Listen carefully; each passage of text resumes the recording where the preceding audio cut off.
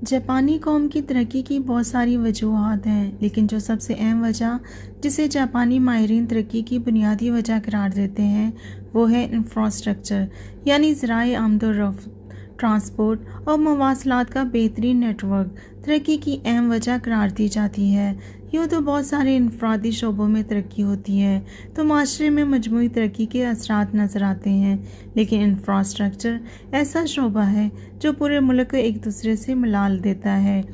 और एक जगह होने वाली तरक्की जल्दी दूसरी जगह भी नज़र आने लगती है। तरक्की की वजूहात को जानने के बाद ये बात बआसानी समझ में आती है कि जापान में जितनी तरक्की सनअतकारी से हुई इतनी ही तरक्की इंफ्रास्ट्रक्चर के क़याम से हुई, यानी सनअतकारी और इंफ्रास्ट्रक्चर दोनों एक दूसरे के लिए लाज़िम मलज़ूम है। जापान में हुकूमत जब भी किसी इलाके को तरक्की देने का फ़ैसला करती है तो वहाँ पहले सनतें नहीं लगाई जाती, वहाँ पहले हॉस्पिटल नहीं कायम किए जाते, वहाँ पहले यूनिवर्सिटियाँ नहीं कायम की जाती, बल्कि वहाँ पहले रेलवे स्टेशन कायम किया जाता है, सड़कें तामीर की जाती हैं, हाईवेज़ बनाई जाती हैं, ताकि ये पसमानदा इलाका जापान के तमाम बड़े शहरों से रेलवे, सड़कों और हाईवेज़ के ज़रिए मिल जाए, इस इलाके तक लोगों की रसाई आसान हो जाए। फिर जैसे ही पसमानदा इलाके में रेलवे स्टेशन कायम हो जाता है, सड़कें और हाईवेज़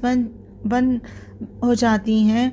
तो फ़ौरन ही सरमायाकार और सनअतकार इस इलाके का रुख करते हैं। यहाँ बड़ी बड़ी मार्केटें कायम होना शुरू हो जाती हैं, लोगों की आबादी इस पसमानदा इलाके में बढ़ना शुरू हो जाती है, जिसके बाद इस इलाके में सनतें लगना शुरू हो जाती हैं। हुकूमत की जानिब से इलाके में सहूलतों की फराहमी का सिलसिला बढ़ना शुरू हो जाता है, स्कूल, कॉलेज और यूनिवर्सिटीज़ का क़याम शुरू कर दिया जाता है और छोटे सेहत के मराकज़ हॉस्पिटल में तब्दील हो जाते हैं। गर्ज कुछ ही अरसा में पसमानदा इलाका एक भरपूर सहूलतों से आरास्ता शहर में तब्दील हो जाता है,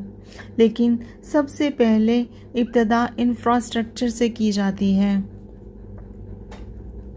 मकामी हुकूमत भी इलाके में बसने वाले शहरियों की सहूलतों की फराहमी के लिए अपना किरदार अदा करती नज़र आती हैं। सेहत की सहूलतों की फराहमी हो या बच्चों के लिए खेलों के पार्क हों या इलाके के बच्चों के लिए बेहतरीन स्कूल और हॉस्पिटल, ये सब मकामी हुकूमत की जिम्मेदारी है, जिसके लिए इलाके के लोगों से सूबे और शहर का अलग से टैक्स भी वसूल किया जाता है। गर्ज 15 बरसों में एक छोटा सा गाँव एक खूबसूरत शहर में तब्दील हो जाता है, जहाँ की आबादी हज़ारों से बढ़कर लाखों में तब्दील हो जाती है, जिससे साबित होता है कि किसी भी पसमानदा इलाके की तरक्की का राज ज़राए मवासलात, रेलवेज़ और सड़कें ही हैं, जिनकी बदौलत दीगर शोबों में तरक्की का आगाज़ होता है।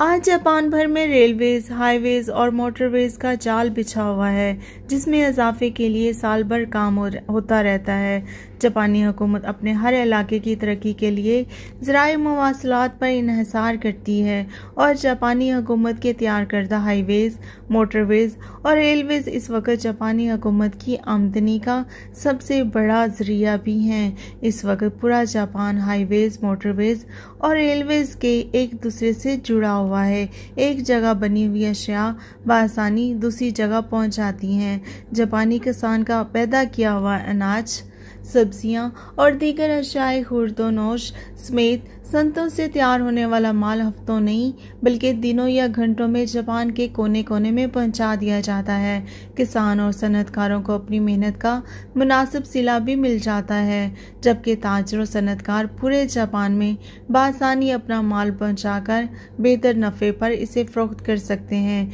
जिससे पूरा माशरा तरक्की करता है। आजकल हमारे मुल्क में भी वज़ीर आज़म इमरान खान की हुकूमत सड़कों और मोटरवेज़ की तैयारियों में मसरूफ़ है, जिस पर अपोजिशन रहनुमा शदीद तनकीद करते नजर आते हैं। हुकूमत ने पेशावर, लाहौर, इस्लामाबाद और मुल्तान में शहरियों की सहूलत के लिए मेट्रो बस सर्विस शुरू की, तो इस पर भी अपोजिशन ने तनकीद के तीर बरसाने शुरू कर दिए और हर लीडर ने तनकीद के लिए कुछ दलाइल भी पेश की, लेकिन अपोजिशन का हर फर्द ही इन हक़ाइक़ से वाकिफ़ है कि मौजूदा हुकूमत की सीमत बिल्कुल ठीक है, क्योंकि माशी तरक्की का रास्ता इंफ्रास्ट्रक्चर के ज़रिए ही होकर गुजरता है। ये भी हकीकत है कि आज अपोजिशन में बैठे लीडरान अगर कल हुकूमत में आए तो शायद इनकी पहली तरजीह इंफ्रास्ट्रक्चर को बेहतर करना हो सकती है, लेकिन तनकीद करना बहुत ही आसान है और अपोजिशन का काम भी यही है कि हुकूमत की हर मस्बत चीज़ में भी